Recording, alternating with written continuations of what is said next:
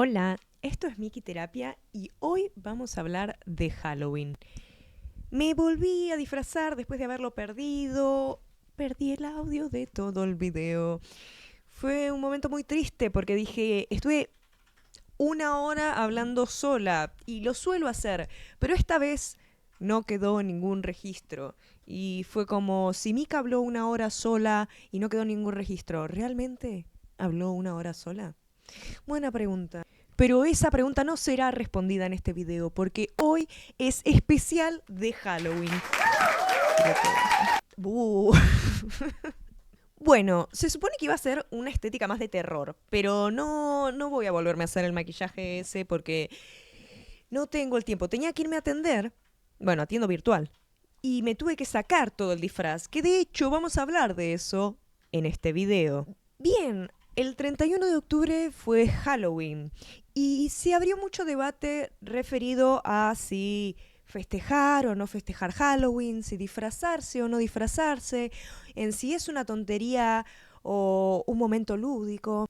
Y para eso pensé que podíamos contestar estas preguntas desde ciertos autores clásicos. Así que vamos a... Capítulo 1. Halloween como ritual. Creo que Halloween se podría pensar como un ritual si tenemos en cuenta las definiciones de las teorías antropológicas clásicas. Entonces, para empezar, vamos a decir qué es un ritual y si podemos pensar esta festividad como uno. Los rituales contribuyen a la vida social a dar coherencia y sentido a la misma.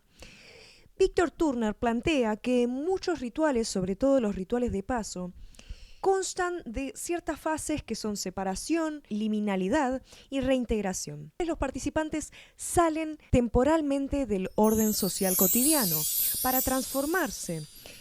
En la fase liminal se suspenden esas jerarquías habituales. Los iniciados pueden vestirse con disfraces simples o terroríficos, pero se renuncia a aquellas señales de estatus o propiedad. Y según el autor, volviéndose totalmente desposeídos, siendo moldeados por este nuevo rol en el ritual. Y Turner observó que en momentos liminales surge una sensación de igualdad y camaradería entre los participantes. De roles sociales, se desvanecen por un momento y se genera una clase de conexión humana básica. Y este tipo de vínculo espontáneo y no estructurado, Turner lo planteó como comunitas. Y según sus palabras, durante la comunitas, la sociedad se experimenta como una comunión sin estructurar de individuos iguales, fuera de la jerarquía normal.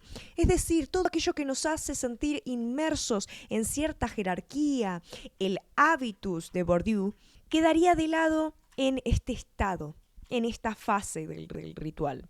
Turner también plantea que los rituales son un proceso dialéctico, que la vida social oscila entre estos periodos de estructura con normas y desigualdades y momentos de comunitas, de igualdad, de unión, de algo que mantiene el tejido social.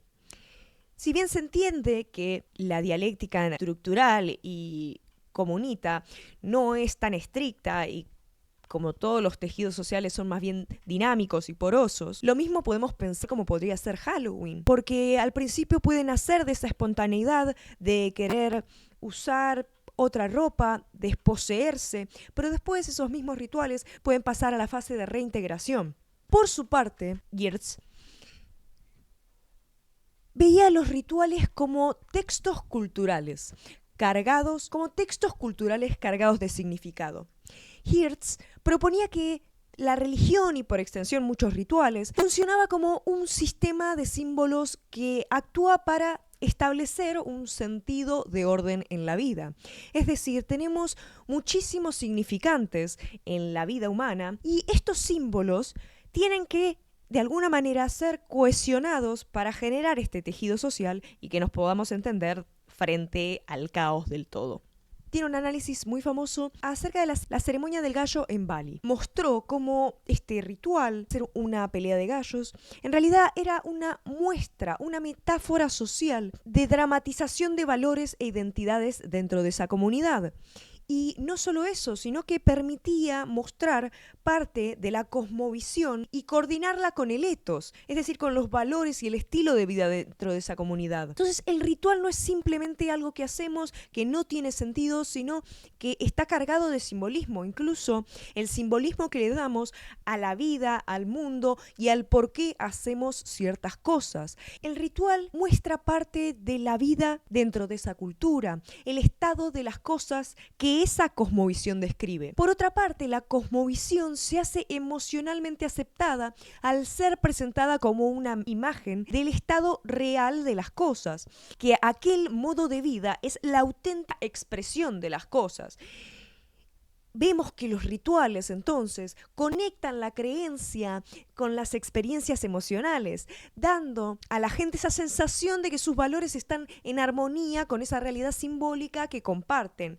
Esa interpretación enfatiza que estos rituales no son meras formalidades que uno repite, sino que son actos cargados de significado, que reafirman cómo esa cultura entiende el mundo y también sus propias identidades.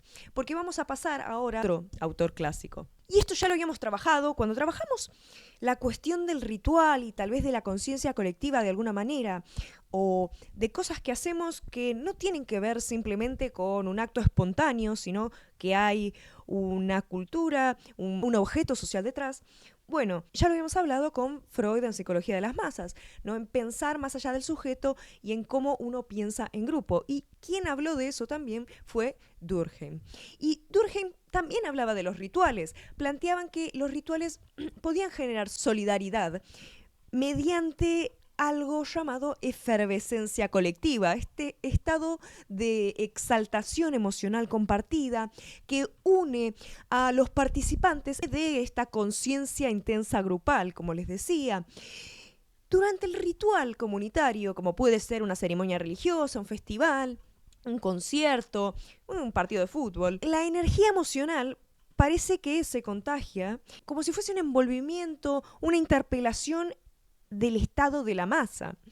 Y esta experiencia deja esa impronta, una memoria colectiva y emocional. Vamos a recordar, por ejemplo, vamos a traer todo esto que dijimos con Halloween. ¿Puede ser Halloween un ritual? ¿Podemos pensarlo como algo que valida, que conecta nuestras creencias con nuestras experiencias emocionales? ¿Que podemos ver allí tal vez nuestra cosmovisión del mundo? ¿Qué tiene que ver una cosa con la otra? Y ahí es donde vamos a adentrarnos. También, tomando esta cuestión de la efervescencia colectiva, es pensar en que tal vez estos rituales, como puede ser juntarse y disfrazarse, se pueden pensar como una unificación momentánea. Y eso es algo de disfrute también, porque por algún momento dejamos esas jerarquías, esos roles, esas identidades a las cuales estamos anclados. La creación de una identidad propia, sea ser humano, sea ser mujer, sea, no sé, ser de Boca. La creación de esa identidad permite ser maleable en un día ritualístico como podría ser Halloween. Y no solo eso, sino que también nos deja la memoria y podemos anticipar que el próximo 31 de octubre vamos a poder hacer lo mismo. Esta anticipación nos permite no exaltarnos, no tener esta ansiedad frente a esto que no conocemos, frente a esta conducta social que parecería extraña, como disfrazarse de algo que en realidad uno no es. Pero no siempre es así, no siempre se genera este sentido de pertenencia a esta efervescencia colectiva, sino que muchas veces pueden generar completamente todo lo contrario. Y Hannah Arendt habla un poco de eso cuando observa las ceremonias públicas. En desfiles, en celebraciones cívicas, se puede reforzar ese sentido compartido de pertenencia o, todo lo contrario, generar un vacío comunitario. Desde la psicología social se estudia esto, se estudia el por qué uno puede cambiar su accionar, su conducta frente al grupo y frente a la presión del mismo. Hay muchísimos estudios y muchos los trabajamos en este canal, pero hay algo que en general se concluye y es que realizar actos sincronizados, como pueden ser cantar, bailar, brindar, pueden aumentar la cohesión grupal y la confianza entre los individuos que tal vez no se conocen. Esto lo habíamos hablado en, por ejemplo, identidades colectivas, en donde podemos confiar la confianza epistémica dentro del grupo, porque por más de que no conozca a la otra persona, siente que es parte del mismo grupo, por lo que no atentaría a la salud grupal Es un esfuerzo que hacemos para crear esta identidad, estas sensaciones compartidas, y de alguna manera podemos grupo, pero también dejar por fuera, porque siempre que se crea un grupo hay algo de lo que nos estamos separando, porque yo soy esto y entonces si yo soy esto hay un otro. Ahí soy Lacan. No, bueno, pero no lo digo desde ese sentido, chicos, no. Hablaremos de Lacan en otro momento. Y no a Lacan vestido de ángel kawaii. Sería muy gracioso igual.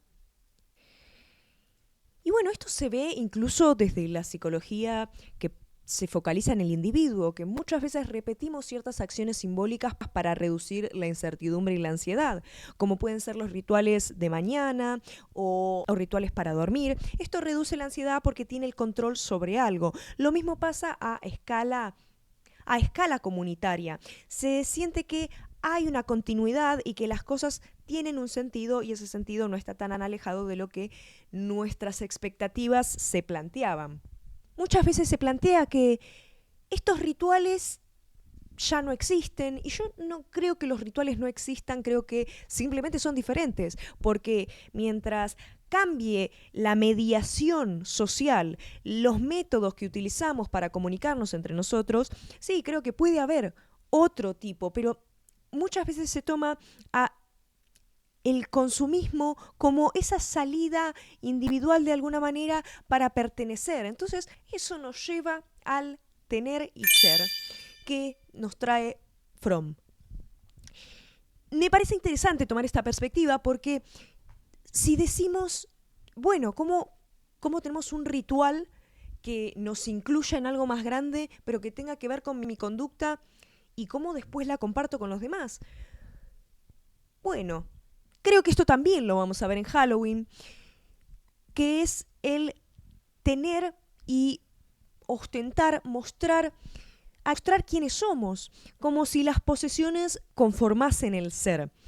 De esta manera, el cuerpo, nuestras acciones quedan de lado para dejar lo visual y el consumo como primer lugar ontológico, como esa creación ontológica en lo que uno tiene, en lo que se ve que uno tiene. Esto creo que lo podemos ver, por ejemplo, en los chicos que venden cursos, no sé cómo decirle a ese estereotipo. Y como muchas veces se renta un Ferrari o que importa en ese tener, ni siquiera tampoco es tenerlo, es simplemente que los demás me vean que lo tengo. Y no solo eso, sino que eso me da más valor como ser humano. Todo el valor que antes podría estar pensado en el esfuerzo frente a un ritual comunitario, el esfuerzo frente al pensar algo más allá de uno, se convierte en, mira lo que tengo, eso quiere decir que tengo más valor. ¿Y en qué sentido tengo más valor? Bueno, tengo más pertenencias que a nivel, bueno, eso podríamos entrar en economía política en ese sentido, pero no quiero entrar en eso porque estamos hablando de Halloween. Bueno, pero tiene que ver también, así es como funciona mi cabeza, tengo que estructurarlo porque si no, yo me voy de tema todo el tiempo y soy muy pesada. Por eso me disfracé también de ángel kawaii, porque soy la persona más pesada que vas a conocer. Bueno, no sé si tanto, porque la verdad... Bueno, no importa. Bien, entonces podemos pensar, finalizando este capítulo de los rituales, los mismos estructuran la experiencia humana y le otorgan sentido, cohesión, una narrativa compartida, una memoria donde podemos recordar y traerlo con esa reminiscencia de, bueno, ¿qué pasó el Halloween pasado? ¿De qué me disfracé? ¿Qué pasó? ¿Con quién estuve? Pero los rituales cambian y hay otras prácticas que empiezan a tener ese lugar que tal vez no tienen los significados que antes tenía. Esto las hacen mucho más efímeras, es que al no tener una narrativa detrás del por qué hacemos esas prácticas o esas acciones, simplemente tenemos actos desestructurados y efímeros, que bueno, quiero tener esto, quiero tener lo otro, porque bueno, ahora es así, y no quiero quedarme fuera, ¿no? Entonces esto nos trae al segundo capítulo de este video, que es del ritual al espectáculo. La sociedad del espectáculo. El término espectáculo, en el contexto de la teoría crítica, fue popularizado por Guy Debord en Del espectáculo de 1967. Debord usaba esta palabra para describir la condición en las sociedades modernas en la cual la vida pasa a ser una representación o una serie de imágenes a ser consumidas. Entonces no se viven experiencias directas, sino más bien que uno crea un imaginario.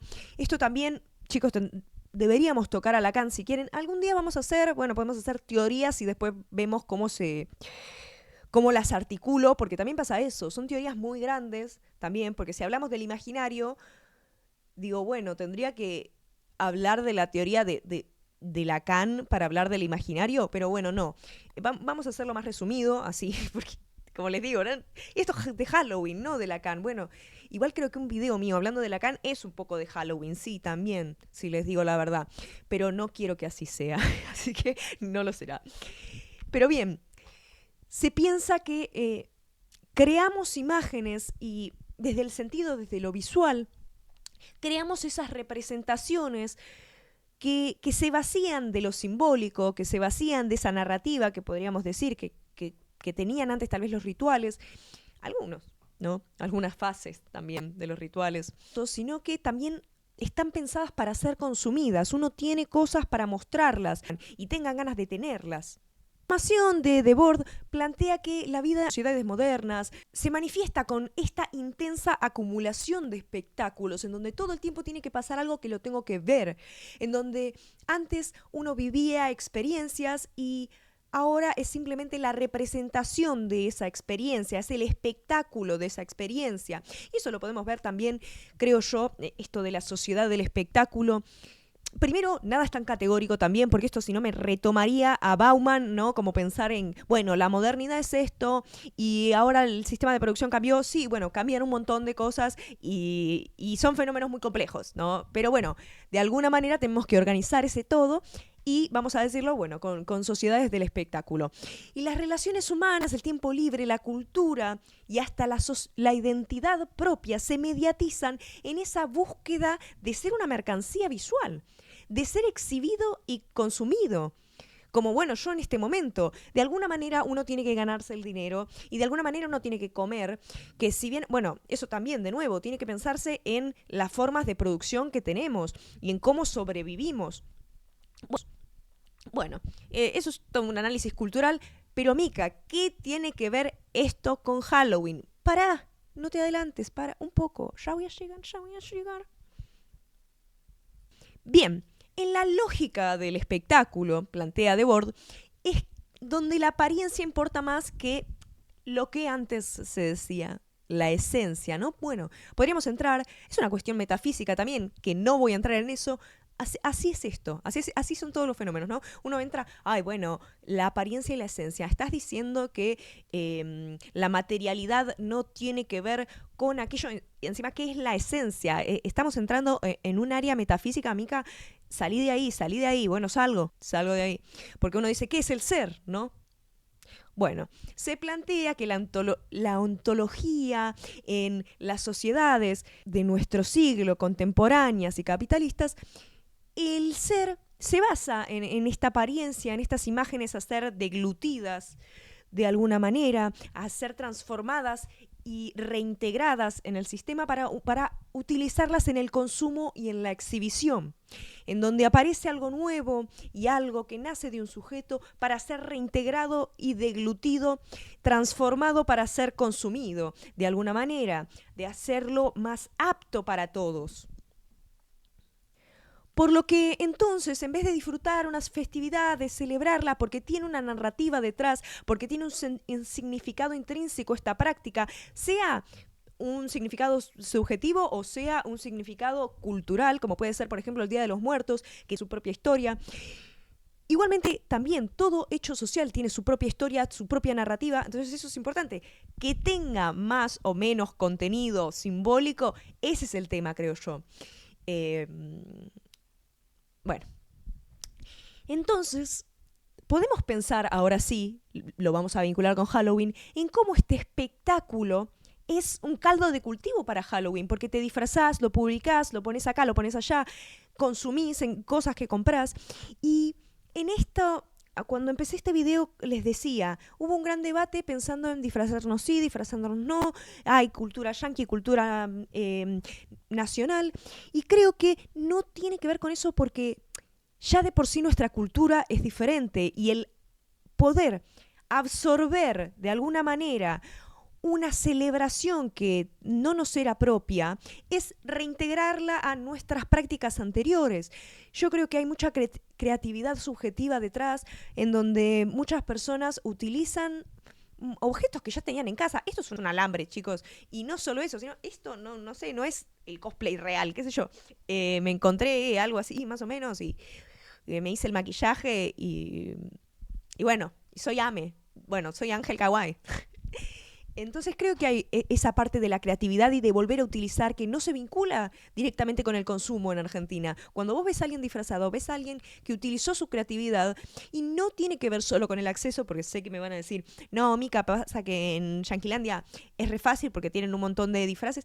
Sí, pero creo que no solo tiene que ver con eso, que si bien es un factor, también creo que tiene que ver con cómo uno se las arregla con lo que tiene, también porque entiende el valor de el consumo extremo. Pero bueno, eso es parte que también quería tratar sobre esta festividad. Y hablando, ¿por qué me refiero a esto? Porque, por ejemplo, en Estados Unidos, este 2025 llegó a récords históricos en ventas, en 13.000 millones de dólares en ventas para Halloween. Y no solo se volvió el 31 de octubre, sino todo octubre con ventas de Halloween, decoraciones de Halloween, en donde tenés que reemplazar todo lo que ya tenías y en donde tenés que demostrar quién sos y tu individualidad a través de lo que tenés, a través de qué tan bueno está tu casa, qué tan decorada está tu casa, qué tan bueno está tu disfraz. Ese es tu momento para brillar, porque de todas formas vendríamos a ser todos iguales. Pero ¿cómo demuestro que yo soy diferente? ¿Dónde está esa jerarquía social? Bueno, la encuentro en este espacio. Y eso funciona también como un gran negocio. Si todas las grandes franquicias empiezan a poner eventos temáticos, se empieza a mediatizar muchísimo en redes. Y funciona como un sistema de recompensas, en donde mientras más te mostrás, más cosas haces, más cosas tenés, más. Entonces eso hace que el ciclo continúe, en donde uno se siente recompensado de alguna manera por tener cosas, entre comillas, que puedan llamar la atención o que sean creativas, pero de nuevo, es un ciclo de nunca terminar. Que no dejemos que los significados sean tomados por lo que pensamos que es como ese sentido común que crea. Creo que es importante también pensar en que, por ejemplo, voy a dar, bueno, mi experiencia con Halloween. Mi abuela nació el 31 de octubre y ella siempre me hacía chistes y siempre me leyó cuentos referidos a toda la mitología de brujas, de hadas. Siempre esos cuentos siempre me los leía antes de dormir y era algo gracioso que ella haya nacido el 31 de octubre. Antes de fallecer, yo estaba muy triste y fue una pérdida que a mí me costó mucho superar. O sea, esto me da ganas de llorar. Y, y ella me dijo, no te preocupes, vos cada vez que sea Halloween, o sea, su cumpleaños, vos prendí una vela con una foto mía y yo voy a estar ahí.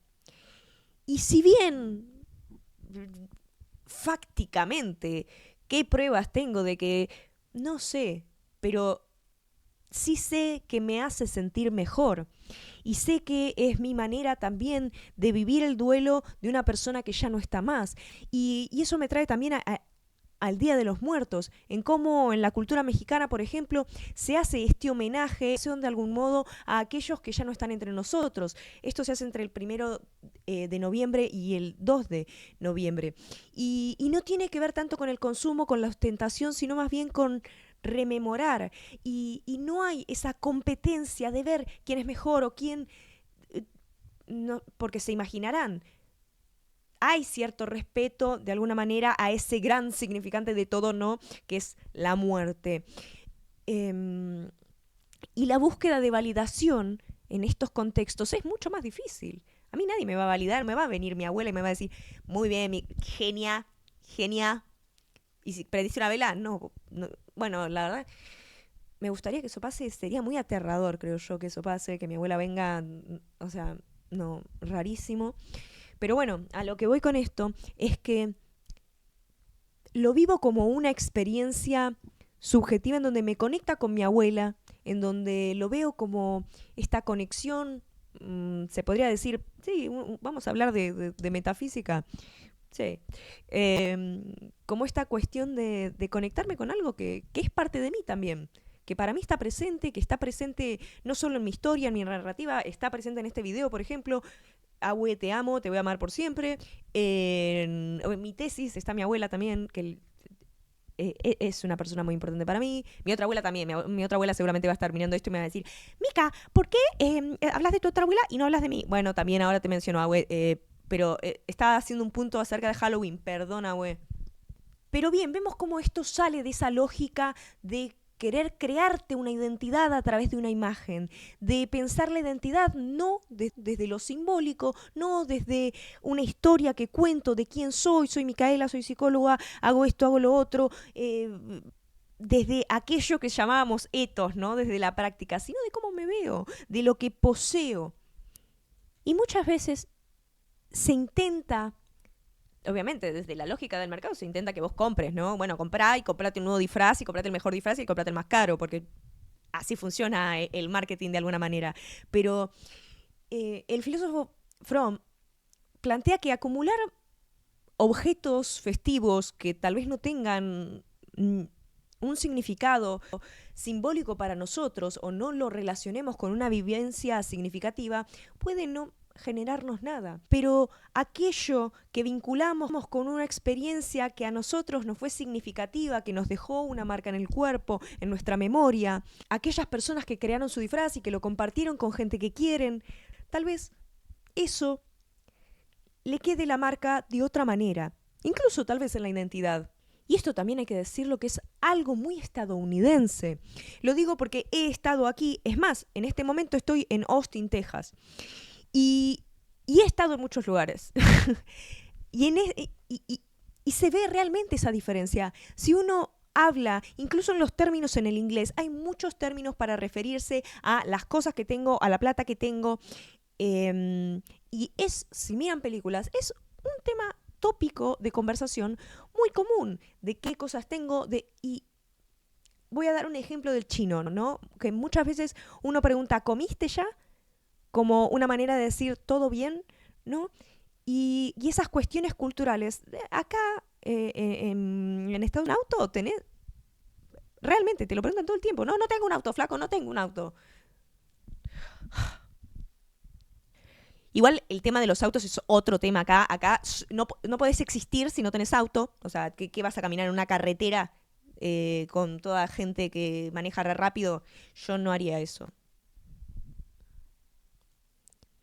Y bien, creo que esta cuestión de posesión de bienes nos muestra una proliferación de signos y simulacros, y esto es tomando a Jim Baudrillard, que me parece muy interesante, que son estos objetos adquiridos que no cumplen una sola función, sino tienen este significado social, ¿no? Lo que les decía del auto. El auto que manejamos no es simplemente un auto que nos lleva de acá a allá. No, comunica algo a los demás, a qué esfera jerárquica pertenecemos.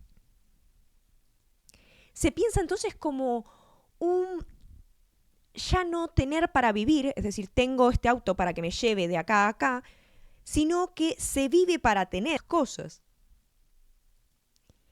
Y bueno, también quiero decir que no todo es banal, sino que en otros rituales, como puede ser el Día de los Muertos, que se crean estos altares, estas ofrendas, muchas familias preparan estas ofrendas en conjunto, se juntan desde días antes, piensan en recuerdos, traen flores favoritas de la persona, incienso. Otra narrativa, porque también tiene su historia. Opcionan creencias y prácticas de pueblos originarios mesoamericanos que ya realizaban estas festividades con su conexión con los muertos y las vinculaban con el ciclo agrícola, y después esa mixtura con las sociedades coloniales y católicas de todos los santos y los fieles difuntos. Entonces esa fusión crean este nuevo ritual. Y una frase muy tierna que escribió el mexicano Octavio Paz, que es: para el habitante Para el habitante de Nueva York, París o Londres, la muerte es una palabra que jamás se pronuncia. El mexicano, en cambio, la frecuenta, la burla, la acaricia, duerme con ella, la festeja. Y eso es algo súper interesante también, de pensar la muerte no como una tristeza, sino como una celebración de aquello que fue la vida de esa persona, de lo que esa persona nos dejó, nos marcó, los símbolos que nos quedan, en cómo atravesamos la muerte. Muchas veces se escriben versos satíricos en estas calaveras, en estas como calaveras literarias.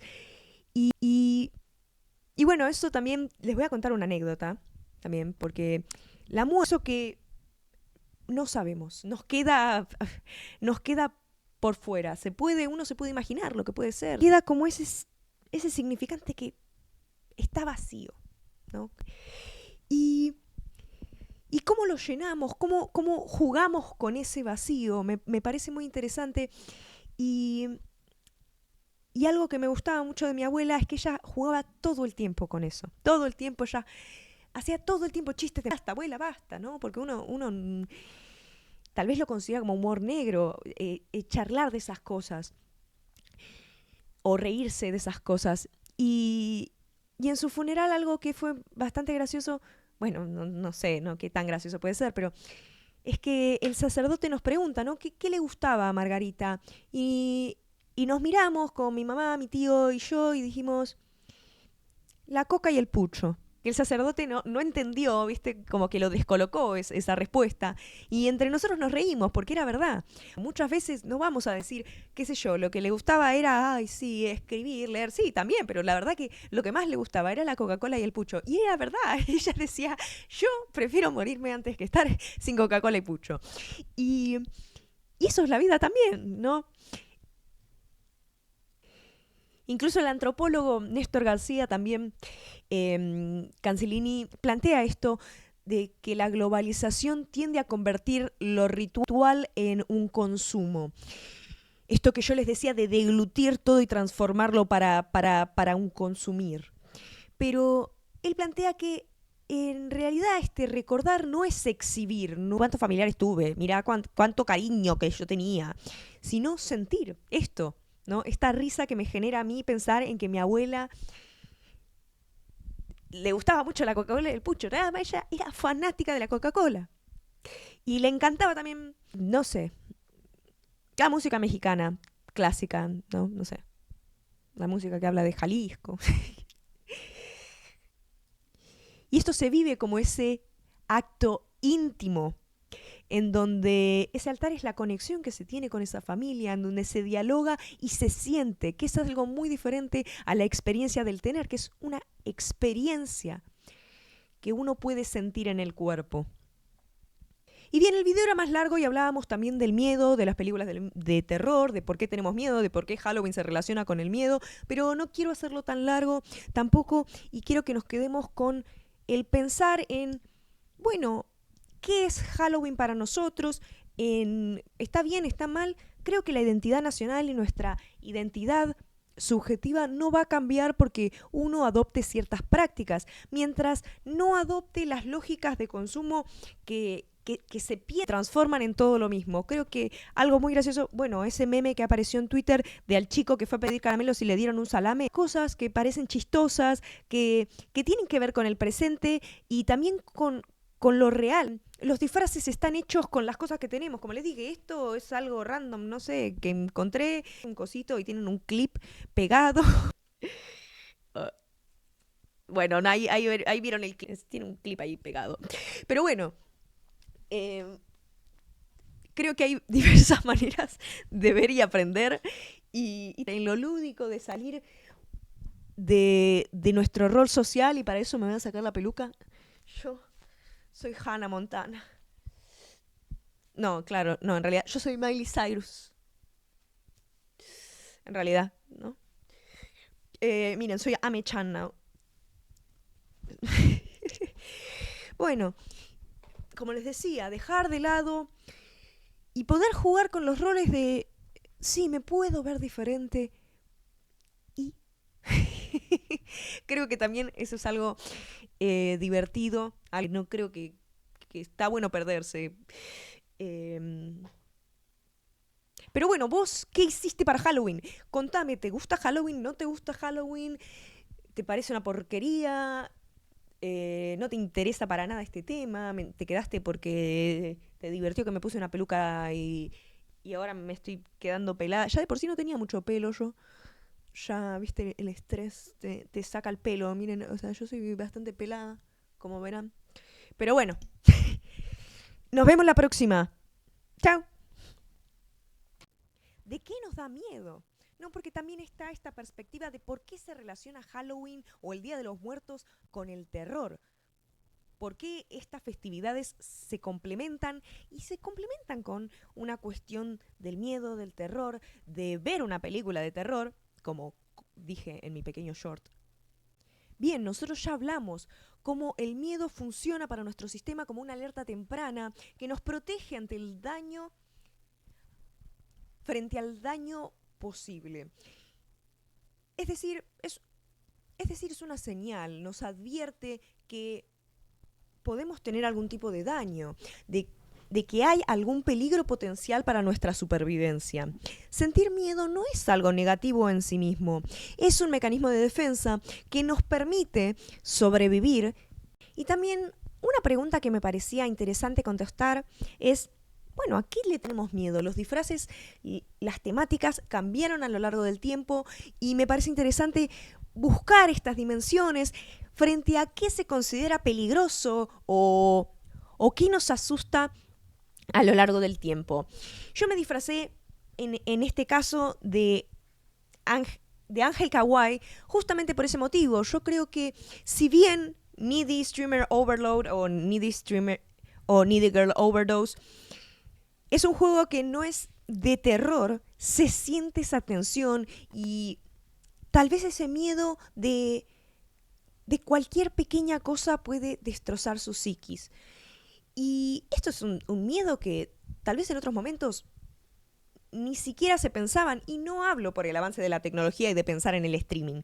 Lo hablo desde la rasgadura identitaria, desde el miedo que puede generar perder nuestra identidad, tener esta angustia de fragmentación de nuestra propia psiquis. Y esto también nos lleva a pensar, ¿no? Bueno, entonces es algo innato, nosotros nacemos con miedo o aprendemos a tener miedo, ¿a qué le tenemos miedo? Bueno, y esto ya lo podemos ver desde el pequeño Albert con Watson, que mostraba cómo justamente el pequeño Albert primero no le tenía miedo a una rata blanca, pero luego se asoció con un ruido fuerte, se asoció esta rata blanca con un ruido fuerte que logró que el pequeño Albert le tenga miedo a la ratita. Es decir, muchas veces uno puede condicionar el miedo, estímulos originariamente neutros, con sensaciones de miedo o de terror, si los condicionamos de esa manera. Si bien, obviamente, tenemos cierta base innata en donde nuestro cuerpo se prepara desde edad temprana para sobresaltarse frente a un ruido fuerte o sensación de caída, uno tiene esos reflejos. Pero el miedo no es solo un fenómeno individual, sino que también es un fenómeno social y cultural, como les decía, de Ame en Needy Streamer Overload. Existen estos miedos colectivos en donde cada cultura, cada época le teme a algo distinto o tiene preocupaciones mayores frente a peligros que le inquietan más o menos.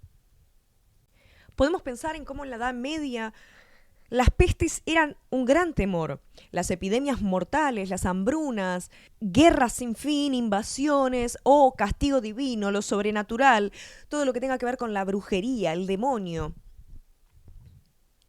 También se temía mucho que ciertos grupos enemigos estuviesen envenenando pozos, difundiendo el mal a través de ideas, en donde este mismo miedo alimentó las persecuciones y las violencias impulsadas por este pánico y terror de la destrucción de la sociedad por este enemigo. Este miedo social iba dirigido contra un culpable y se identificaban, por ejemplo, minorías acusadas de herejía, de conspiración, de brujería, y se usaba para crear este objeto de terror y chivo y personaje El personaje de Bruja nació en gran medida por este miedo colectivo y sirvió para canalizar esas ansiedades sociales en una época de calamidad. Entonces, todas esas ansiedades de múltiples lados se reducían a pensar la culpa es de la bruja. Bueno, en los 2000, por ejemplo, el miedo por el avance tecnológico y cómo las máquinas iban a dominar el mundo, ese era un miedo típico. Tal vez en la Guerra Fría pensar en un miedo a una guerra nuclear. Y algo que me parece interesante es que la antropóloga Andrea Boskovoynik plantea que en algún periodo se tuvo miedo a la peste, en otro periodo al SIDA y hace no tanto a la bomba atómica. Pero a día de hoy, ¿cuál es ese miedo que prevalece? Esta pregunta, en este siglo XX tardío, pareciese que está marcada por un miedo difuso hacia el futuro. El miedo al no saber qué va a pasar.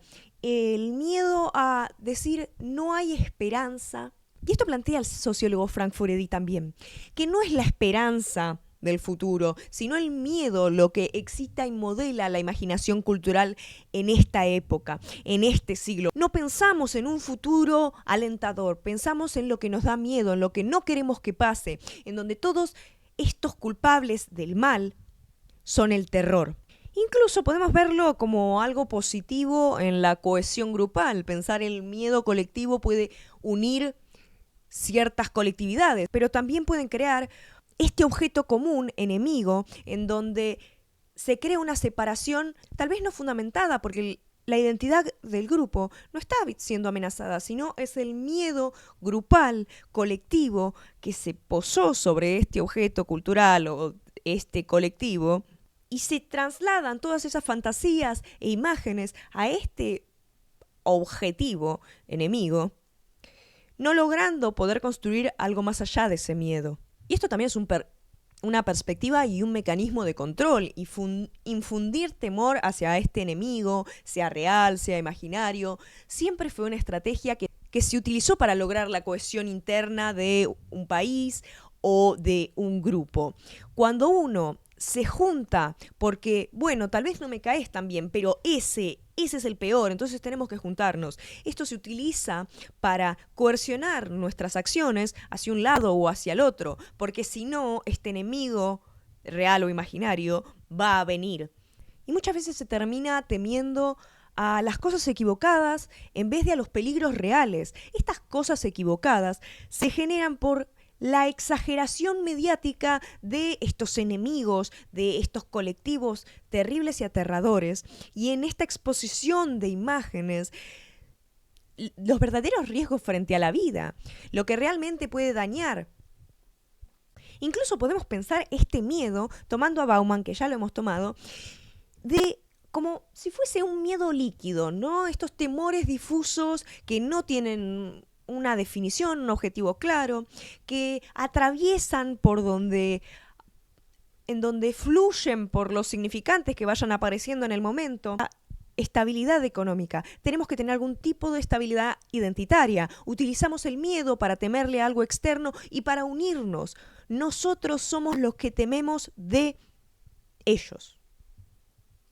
Pero bien, no todas las culturas, no todas las sociedades tienen los mismos miedos.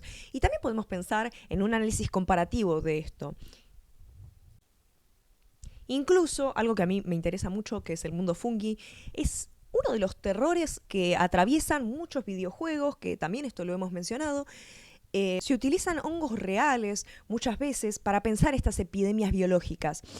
Y esto es un horror universal de alguna manera, el miedo a una plaga, el miedo a una pandemia, a hongos que nos transformen, como esta idea de ser humano transformado en otra cosa es algo que nos aterra. Pensamos en películas, por ejemplo, vinculadas con el peligro de los zombies o de plagas globales. Podemos pensar en 1968.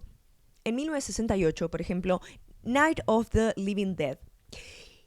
Y ahí vemos esta característica de zombie moderno estadounidense en donde este contagio desconocido te convierte en monstruo. En esa transformación de ser humano a esta experiencia acéfala Esta deshumanización colectiva es algo que aterra, que genera caos social. En Asia Oriental, por ejemplo, también aparecieron cintas pandémicas como Virus de Japón en 1980. La película mostraba una gripe global que exterminaba a la sociedad, sino que el virus es muy rápido y hay que actuar de la misma manera, en donde se ven estas perspectivas de cómo actuar frente al horror compartido, a luchar frente a algo o no luchar. O crear esta transformación humana como si fuese algo malo, como si uno tuviese que pelearlo, tal vez. Son recopados los fungis también. Puede pasar. O los virus. O no. O pueden ser letales y matarnos. Qué concepto loco los virus, ¿eh? Eso es algo. Biólogos acá lo entenderán. Y me dirán, ¿no son maravillosos los virus en el sentido de decir, wow? Qué cosa, ¿no? No es como que no entras dentro de la categoría de vida, pero estás ahí. No sé, me parecen maravillosos como el mundo fungi. Maravilloso. Loco. Eso es lo que me parece. Loco. No sé, no lo entiendo. Y también hay ciertos miedos universales que tienen que ver en general con la muerte, con el volver de la muerte, la cuestión de los fantasmas que nos persiguen. Muchas veces los fantasmas advierten de injusticias, donde pareciese que el volver a estar presente en este plano nos daría otra oportunidad para hacer algo que no pudimos hacer cuando estábamos vivos. Que Halloween viene a ser más que solo un concepto de espectáculo y consumo referido a lo visible, a lo ostentoso y a la masividad de esta festividad.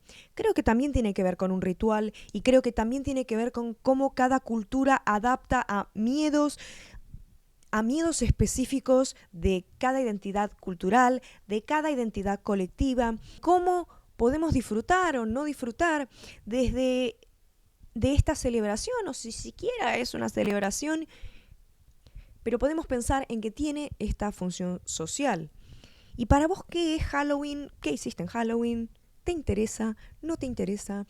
Y todo eso nos vemos la próxima. Un beso. ¡Chao!